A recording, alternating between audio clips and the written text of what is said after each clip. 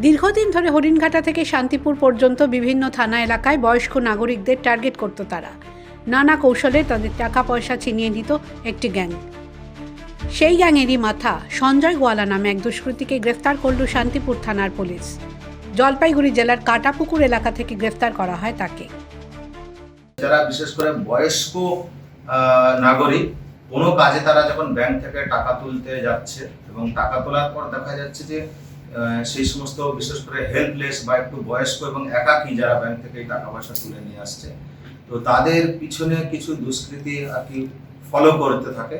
Follow করতে করতে একটা বিভিন্ন তাদের অসাবধানতার সুযোগ নিয়ে তারা তাদের টাকাগুলো ছিনতাই করে নিচ্ছে।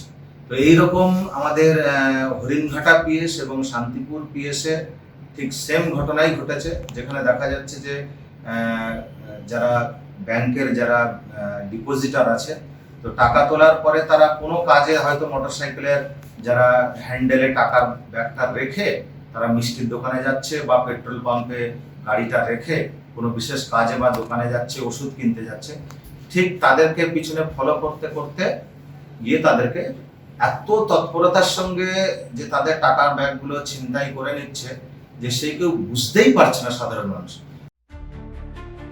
রানাঘাট পুলিশ জেলার পুলিশ সুপার ছিনতাইকারীদের ধরতে পুরস্কারও ঘোষণা করেছিলেন।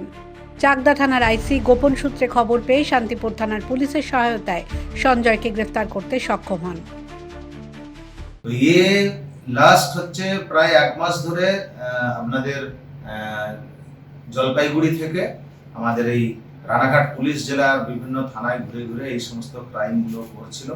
তো প্রথম আমরা কিছু বুঝতে পারছিলাম না, তো ওই ক্রাইমগুলো হতেই থাকছিল, বিভিন্ন থানায় স্পেসিফিক কেসও হচ্ছিল।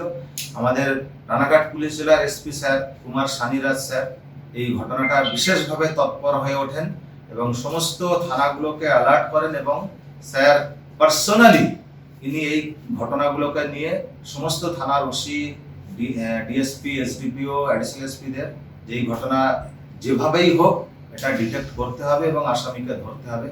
স্যার বিশেষভাবে এই ঘটনার জন্য তৎপর ছিলেন, উদ্যোগ নিয়েছিলেন এবং স্যারের জন্য বিশেষ পুরস্কারও ঘোষণা করেছিলেন যে কেউ যদি এই যে দুষ্কৃতীকে ধরতে পারে এবং কেস ডিটেক্ট করতে পারে তাকে বিশেষভাবে পুরস্কৃত করা হবে।